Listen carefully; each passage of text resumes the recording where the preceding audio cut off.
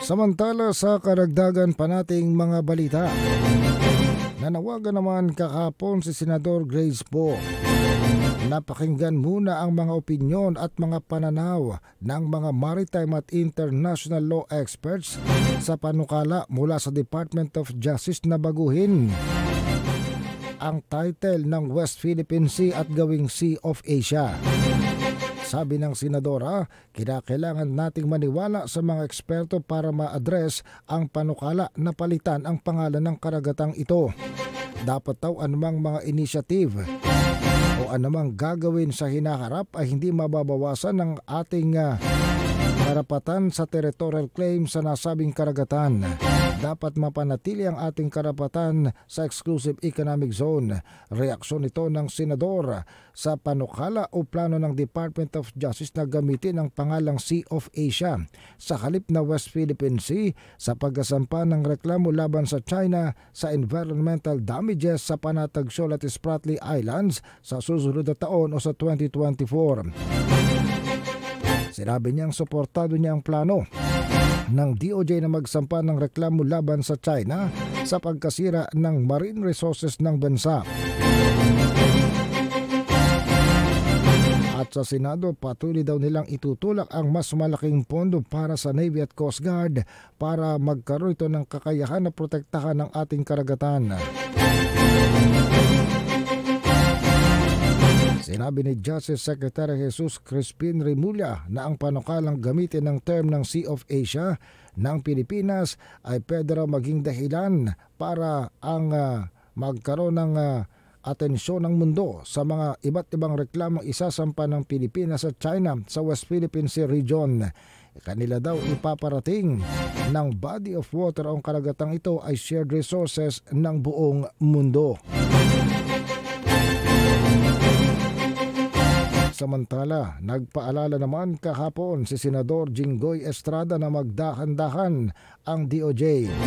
Sinabi ni Estrada na siya'y naniniwala na mas maganda pa rin at pinakamahusay para sa ating gobyerno na gamitin ang titulong West Philippine Sea kapag ito ay nagpursigi sa pagkasampa ng environmental crimes case laban sa China sa paninira ng China sa mga corals at iba pang krimen sa maritime region. Ang terminong West Philippine Sea ay isa raw geopolitical designation ng ating gobyerno.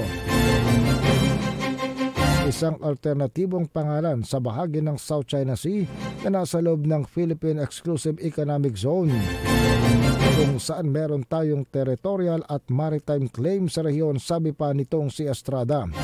Ang katagang ito ay sumasalamin sa legal na pag-angkin natin sa teritoryong ito, sabi pa ng senador.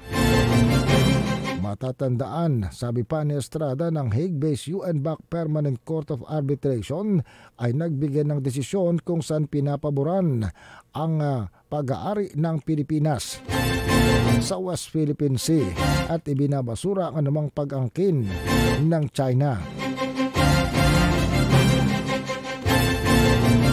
Sa paliwanag naman itong si Justice Secretary Remulla, ang paggamit ng terminong Sea of Asia ay hindi rin naman magda-downplay sa concern ng Pilipinas laban sa China.